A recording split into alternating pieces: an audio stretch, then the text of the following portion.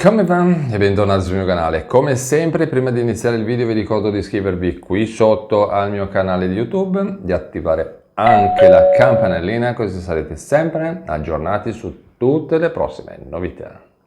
Allora, oggi parliamo di tre argomenti che non riguardano l'assegno di inclusione, ma riguardano i pagamenti che devono arrivare.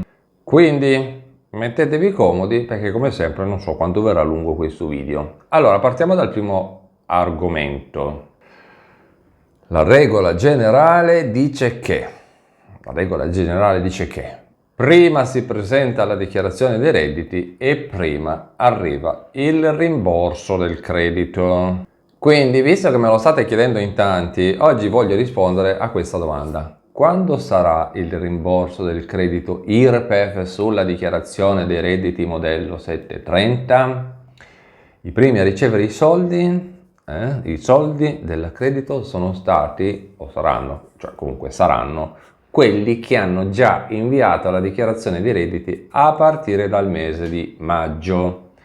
Per quanto riguarda i lavoratori dipendenti, vi ricordo che l'importo del credito viene pagato direttamente dal datore di lavoro insieme alla prima retribuzione utile, mentre per quanto riguarda i pensionati, l'accredito sarà fatto in generale entro il secondo mese successivo.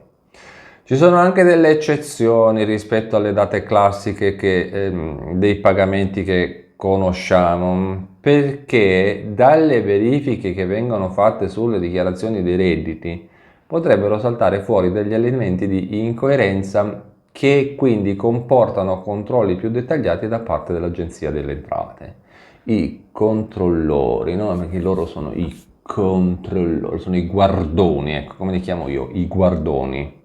Uno dei classici è proprio quello dell'importo del credito da rimborsare e se quindi supera i 4.000 euro. Comunque, diciamo che, per riassumere questo argomento, il rimborso del modello 730 dipende tantissimo dal momento in cui viene inviata la dichiarazione dei redditi. Cambiamo argomento e parliamo di un'altra questione. Parliamo un pochino di quattordicesima e lo facciamo prendendo a riferimento un'informazione del sito internet dell'INPS. È una somma aggiuntiva alla pensione corrisposta dall'INPS a luglio o a dicembre di ogni anno. La quattordicesima spetta ai pensionati e ci sono, diciamo, 3 punti che mi sono segnato. Titolari di uno o più trattamenti pensionistici a carico dell'assicurazione generale obbligatoria e delle forme sostitutive, esclusive o esonerative della stessa, gestite da enti pubblici di previdenza obbligatoria, di almeno 64 anni, terzo, con un reddito complessivo fino a 2 volte il trattamento minimo annuo del Fondo Lavoratori Dipendenti, questo dal 2017. Il pagamento viene effettuato d'ufficio per i pensionati di tutte le gestioni sulla base dei redditi degli anni precedenti. All'inizio la quattordicesima veniva riconosciuta in via provvisoria e viene poi successivamente verificata sulla base dei redditi consuntivi non appena disponibili. Nel caso di mancata corresponsione, quindi pagamento della quattordicesima, è possibile presentare una domanda di ricostruzione online, quindi in questo caso la quattordicesima, se spetta, sarà pagata nei mesi immediatamente successivi a quelli della domanda. Per tutti quelli che hanno i requisiti entro il 31 luglio dell'anno di riferimento, la prestazione viene pagata sulla rata di pensionistica di luglio. E per tutti quelli che hanno i requisiti dal 1 di agosto per le pensioni gestite nei sistemi integrati o dal 1 di luglio per le pensioni gestite nei sistemi di gestione pubblica al 31 di dicembre e ai soggetti divenuti titolari di pensione nel corso dell'anno che rientrino nei limiti anagrafici e reddituali normativamente previsti, la quattordicesima sarà, come di consueto, attribuita d'ufficio con la rata di dicembre. Ve l'ho detto così, con questo linguaggio molto politichese, perché altrimenti non c'era altro modo per spiegarlo, ok? Quindi se c'è qualcosa che per esempio non vi è chiaro, Basta tornare indietro nel video e riascoltarlo un attimino. Semplice. Non potevo utilizzare altre parole perché altrimenti si rischiava di fare un paciocco con le discussioni e quindi si usciva un po' fuori argomento, quindi ho dovuto dirvelo proprio così com'era. Cambiamo argomento e parliamo di un'altra questione. Allora, attenzione alla scadenza. Attenzione alla scadenza, ve lo dico adesso, ma comunque ve lo ripeterò ancora finché non scade, perché voglio che ci facciate attenzione e che chi ne ha diritto vada a prendersi quei soldi. Allora, è possibile presentare la richiesta sul sito internet dell'INPS per ricevere una somma variabile in base ai requisiti e all'età del minore. Riguarda genitori di bambini con meno di 3 anni iscritti in strutture pubbliche o private e a questo punto vediamo chi e come si può ottenere questo contributo.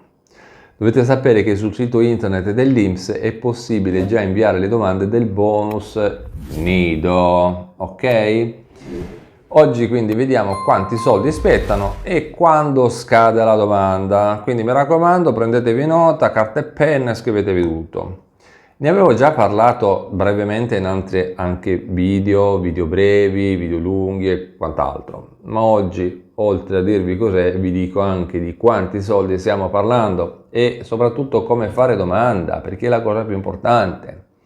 Questa agevolazione dovete sapere che è stata introdotta nel 2017 ed è diventata definitiva, quindi alla fine ogni tanto arrivano delle buone notizie. La domanda di contributo deve essere presentata dal genitore o affidatario e deve indicare le mensilità dei periodi di frequenza scolastica e quindi viene pagato fino a un massimo di 11 mensilità. A cosa serve questo contributo? Questo contributo serve per il pagamento di queste due grosse spese. Primo, per il pagamento delle rette per la frequenza di asili nido pubblici e privati. Secondo, il contributo per l'utilizzo di forme di supporto presso la propria abitazione in favore di bambini con meno di 3 anni affetti da gravi patologie croniche. A chi spetta questo contributo? Allora, vediamo un po', anche qua 2 punti. Spetta a tutti i cittadini italiani o di un paese europeo e ovviamente che sono in Italia, Attenzione, no, non che tutti quelli fuori dall'Europa, sono in Italia, non fraintendiamo. E ai cittadini extracomunitari con permesso di soggiorno anche non permanente, in base ovviamente a tutte le regole dell'immigrazione e bla bla bla. Gli importi del bonus o contributo che sono pagati dall'INPS arrivano a coprire fino a un massimo di 11 mesi, come vi ho detto prima. E ovviamente variano in base all'ISEE della famiglia, perché lo sapete, l'ISEE è la base di tutti. A questo punto, di quanti soldi, quanti money, quanti soldi ci sono in ballo? Le cifre sono, prevalentemente 2. La più alta è di 3.600 euro per chi ha un ISEE fino a 40.000 euro. La più bassa è di 1.500 euro per chi ha un ISEE superiore a 40.000 euro. Se non si presenta all'ISEE viene pagato l'importo minimo. Il contributo va richiesto in questi modi e ci sono 3 sistemi. Primo, tramite il sito internet dell'INPS, lo sapete, con SPID, C, CNS, il CIC e CIUC, SPIC e SPAN.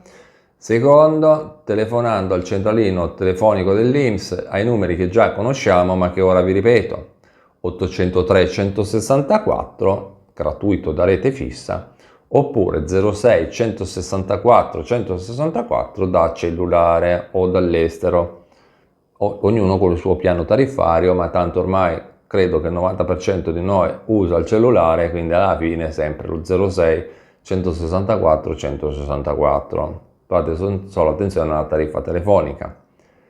Terzo, oppure potete andare da un CAF, patronato, professionista fiscale, insomma chi vi segue la pratica fiscale. Gli dite che cosa vi serve, vi compila la domanda, la invia, vi dà la ricevuta e voi siete tranquilli e felici come una Pasqua, ok? Quindi non dovete fare niente altro, semplicemente presentare dei documenti a un professionista e poi ci pensa lui. Prima di concludere, come sempre, vi ricordo che qui sotto nella descrizione del video vi ho lasciato un collegamento a tutti i miei collegamenti, ok? Quindi da lì si parte.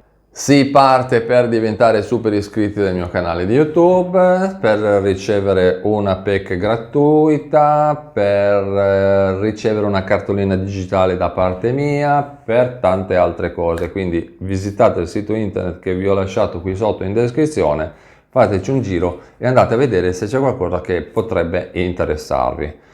Controllatelo sovente perché capita che poi da lì io aggiorno le questioni, quindi metto tutto quello che trovo che potrebbe esservi utile, lo metto là dentro, quindi mi raccomando, tenetelo sotto controllo. Con questo è davvero tutto, io vi ringrazio per avermi guardato, vi ricordo di iscrivervi al mio canale di YouTube, di attivare anche la campanellina così sarete sempre aggiornati su tutte le prossime novità. E noi ci vediamo in un prossimo aggiornamento sempre qui sul mio canale di YouTube. A presto, ciao!